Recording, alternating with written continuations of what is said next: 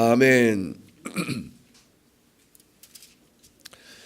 사울 왕이 다시 병사 30명을 택하여 10광야로 내려갑니다. 1절 말씀 보면 10사람들이 사울 왕에게 와서 다윗의 숨어 있는 곳을 밀고 합니다. 그런데 아이러니하게 10사람들은 유다 족속에 속한 사람들입니다. 다윗의 같은 종족이죠. 같은 종족인 다윗이 숨어 있는 것을 사울 왕에게 가서 이야기합니다. 왜 그럴까요? 저는 이 사람들 보면서 좀 이해가 되지 않는 부분이 있었어요.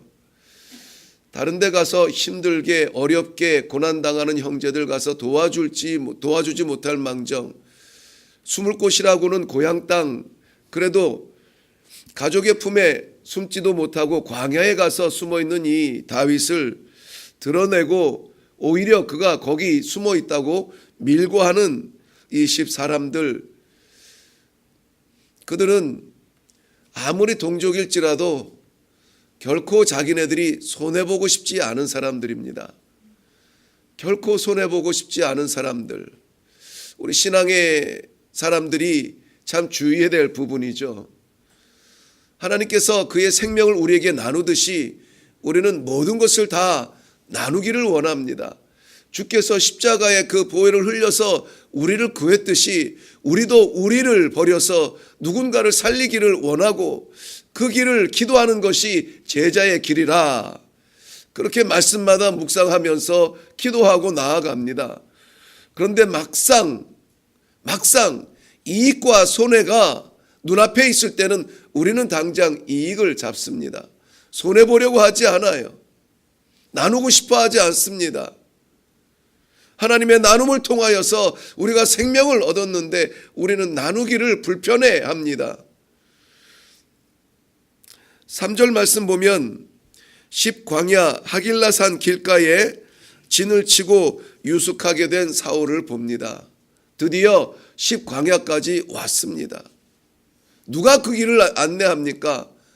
10사람들, 다윗의 종족이었습니다. 오늘 본문뿐만이 아니라 23장에도 그 전에 이미 광야에 숨어있던 다윗을 사울에게 밀고 간 사람들, 그 사람들도 역시 10사람들이었습니다. 고독한 길을 걸어야 하는 다윗의 모습이 더욱 애절하게 보입니다. 우리는 아무쪼록 우리의 신앙생활 가운데 마음 편리하게 손해보지 않는 길을 택하기보다는 고독하게 신앙의 길을 굳건하게 지키고자 하는 외로운 사람들 곁에서 그들의 손을 잡아줬으면 좋겠다. 최소한 이 새벽 제단에 올라와 기도하며 하나님의 마음을 받고 그 길을 따르기를 원하는 이 기도의 동지들만은 좀 그렇게 살았으면 좋겠다. 그런 안타까운 마음이 있습니다. 자, 한번 본문을 좀 살펴보기를 원하는데요. 다윗은 그렇게 3,000명의 용사를 끌고 자신을 죽이려 찾아온 사울을 죽일 기회를 잡게 됩니다. 다시 한번, 지난번 우리 기억하죠? 동굴 속에 뒤를 보러 들어온 사울을 죽이지 않고 옷자락만 베어서 살려주었던 그 기회를 기억합니다. 근데 오늘 또다시 그러한 기회가 오네요. 그 역사의 자리, 과연 이 역사의 자리에서 한 번의 결정으로, 한 번의 결단으로 자기를 죽이려고 3,000명을 끌고 다니는 사울 왕의 역전에 승리를 할 것이냐, 아니면 또 그를 살리고 나는 도망갈 것이냐, 어느 길을 택할까요? 오늘 이 사울과 다윗의 이름이 주목을 받지만은 저는 이 사울의 곁에 누가 있었는가, 다윗의 곁에 누가 있었는가 하는 함께하는 그 동무의 모습을 살펴보기를 원합니다. 우리의 곁에 누가 있느냐가 중요하지 않아요. 내가 누구의 곁에 있느냐가 중요한 것입니다. 오늘 우리는 우리가 사울이거나 다윗 되지 아니하고 그들 곁에 있는 누군가가 되어서 우리는 과연 위험에 빠뜨릴 것인가, 아니면 도울 것인가? 우리의 사명을 이 시간에 다시 한번 깨닫고 기도하고 내려갈 수 있기를 바랍니다. 다윗이 사울 진영에 이르릅니다. 이 사울 진영에 가기 전에 6절 말씀 보면은 누가 중반입니다. 6절 중반에 누가 나와 더불어 진영에 내려가서 사울에게 이르겠느냐 하니 아비새가 이르되 내가 함께 가겠나이다. 다윗의 이 곁에는 아비새가 있습니다. 아비새와 더불어서 이 사울의 진영에 들어가 보니 이거는 절호의 기회입니다. 내려오느라 지치고 힘들었던 사울은 3,000명의 용사에 둘러싸여서 잠이 들어 있습니다. 사울의 곁에는 그의 군장인 아브넬이 함께하고 있었습니다. 그렇다면 사울의 곁에는 아브넬이 있고 다윗의 곁에는 아비새가 있습니다. 이 기회를 본 아비새가 다윗에게 말합니다. 8절 말씀인데요. 8절 말씀 한번 가서 볼까요? 아비새가 다윗에게 이르되 하나님이 오늘 당신의 원수를 당신의 손에 넘기셨나이다. 그러므로 청하오니 내가 창으로 그를 찔러서 단번에 땅에 꽂게 하소서. 아비새는 지금 다윗에게 청하고 있습니다. 구하고 있습니다. 청하오니 저에게 기회를 주십시오. 내가 사울을 창으로 찔러 단번에 땅에 꽂겠습니다. 뭐 두 번 찌를 일도 아닙니다. 다 자고 있으니까요. 하나님이 주신 기회라고 생각합니다. 그런데 다윗은 허락하지 않습니다. 9절 말씀에 보면은 죽이지 말라. 누구든지 손을 들어서 여호와의 기름 부음 받은 자를 치면 죄가 없겠느냐 반문하고 있습니다. 그리고는 사울의 창과 물병만 가지고 가자. 전에 했던 그러한 그 행동을 다시 하고 있는 다윗이죠. 아비새는 억울했을 겁니다. 아비새는 답답했을 거예요. 왜 이 좋은 기회를 그냥 버리지? 지난번도 그랬는데. 지금 이 절호의 기회를 그저 눈 감고 자고 있는 사울 그저 찌르기만 하면 끝인데, 그러면 완전 역전인데, 아비새가 지금 생각하고 의지하고 있는 것은 오직 이 기회, 자기의 힘과 자기의 능력과 자기의 기회를 사서 죽은 다윗의 원수를 갚아주겠다라고 하는 그러한 순간에만 몰두하고 있습니다. 그렇지만 다윗은 하나님을 상대하고 있는 모습을 봅니다. 아무라도 여호와의 기름 부음 받은 자를 죽일 수 없다. 아무리 자기를 괴롭히는 원수라도 그 생명은 여호와의 고난이지, 그 복수는 여호와의 고난이지 우리가 갚을 일이 아니다. 하나님께서 갚으실 일이다. 수를 다하든지 전쟁에 나가든지 하나님께서 갚으실 일이지 우리가 그 생명을 취할 수 없다라고 분명히 말하고 있습니다. 성도들이 신앙생활 하면서 좀 어려운 일 가운데 하나는 하고 싶은데 못하는 거예요. 할 수 있는데 못하는 거예요. 본능을 억제하고 욕심을 억제하고 능력도 억제하며 도대체 하나님의 뜻이 무엇입니까? 다시 한번 물어봐야 되는 그 순간이 무엇보다 어려운 것 같습니다. 인내하며 절제하며 겸손하게 하나님의 뜻을 물어보는 그러한 자리, 가장 아름다운, 가장 힘있고 어떤 면에서는 가장 능력 있는 기도의 자리가 될 것입니다. 그것은 내가 잡지 못하는, 내가 이루지 못할지라도 하나님께서 주시는 기회를 찾는 그러한 길입니다. 하고 싶은 일, 할 수 있는 일, 내게도 힘 있고 내게도 능력 있고 나도 말할 수 있고, 하지만 하나님께 맡기고 기도하는 것이 지혜입니다.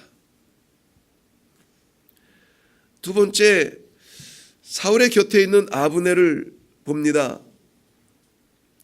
자, 이 죽은 사울 주군입니다. 주군이 아니고 주군, 주인이고 임금되는 이 사울 왕을 모시기 위해서 이 자리까지 나온 아브넬입니다.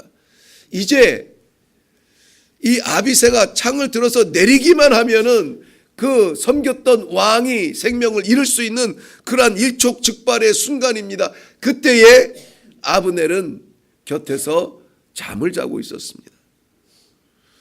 다윗이 사울의 창과 그 물병을 들고 나와 맞은편 산꼭대기에 오르기까지, 그리고 소리를 질러서 깨우기까지 잠들어 있습니다.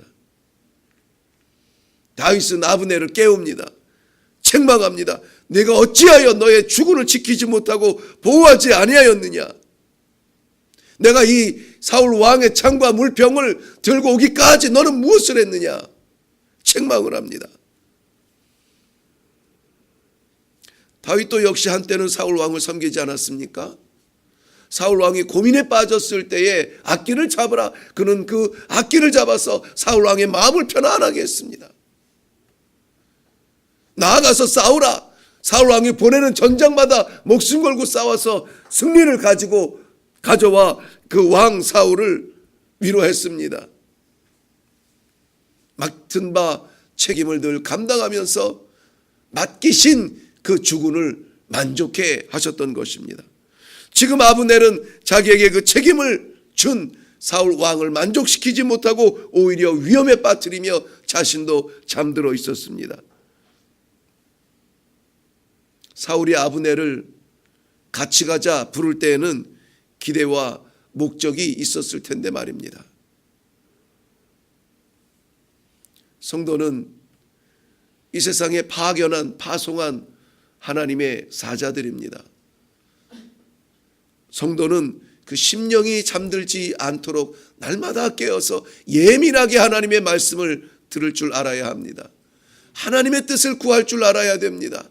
오늘도 우리가 살아가면서 삶의 현장에서 아버지께서 나를 보내신 이유가 무엇일까? 내 사명은 무엇일까? 내 책임은 무엇일까? 나는 아비요, 나는 남편이요, 나는 어미요 하네, 나는 자녀. 그 지위 가운데 하나님께서 맡기신 책임은 무엇일까? 골로새서 4장 2절 말씀에는 우리에게 분명히 잠들지 말라는 말씀을 깨어 기도하라라고 명령하여 주고 있습니다. 예수님의 그 마지막 순간 겟세마네 기도에 간절하게 기도해야 되는 그 순간에 제자들에게 위탁한 것 하나 있습니다. 나와 함께 깨어 있으라. 나와 함께 깨어 있으라. 깨어 있어야 하나님이 무슨 생각을 하시는지, 우리 주님이 무엇 때문에 아파하는지, 눈물을 흘리시는지 기뻐하시는지 알 수가 있어요. 깨어 있어야 합니다. 깨어 있어야 해요. 우리의 영혼을 깨울 수 있는 길은 기도하는 길밖에 없습니다. 기도의 자리에서 우리의 영혼을 깨어서 주님을 바라보며 주님의 뜻을 다시 한번 확인하고, 이 마지막 시대에 잠들어 있는 성도가 아니라 마지막 시대에 깨어서 하나님의 뜻을 이루어드리는 그러한 소중한 하나님의 용사들 되시기를 주님의 이름으로 축원합니다. 잠들면은 안 돼요. 계시록에 보면은 2장과 3장에 교회들이 나열이 되지만은 5교회들이 결국은 하나님 아버지 앞에 책망을 받습니다. 책망을 받는다는 그 표현은 어떤 것이냐면은 그 촛대를 옮긴다는 거예요. 하나님의 영광을 그 교회에서 옮기겠다는 거예요. 왜 옮깁니까? 저들이 영혼이 잠들어 해야 될 책임을 잃어버렸어요. 처음 사랑을 잃어버리고, 믿음을 잃어버리고, 신앙을 잃어버리고, 순결을 잃어버리고, 그 잃어버린 교회를 교회되도록 그냥 두지 않습니다. 촛대를 옮기게 되는 것입니다. 오늘 우리가 잃어버린 사명은 뭘까요? 우리가 잃어버린 우리의 책임은 무엇일까요? 하나님 앞에 이 아침에 기도할 때에 하나님, 내 영혼 잠들지 아니하도록 주의 말씀 가운데 날마다 깨어있게 하여 주시옵소서. 말씀하여 주옵소서. 그 사명 지키고 나아가서 오늘도 깨워 살리며 일으켜 주의 영광 나타내는 빛된 사명 감당하게 하여 주시옵소서. 기도하며 나아가는 성도들 되시기를 주님의 이름으로 축원합니다. 기도하겠습니다.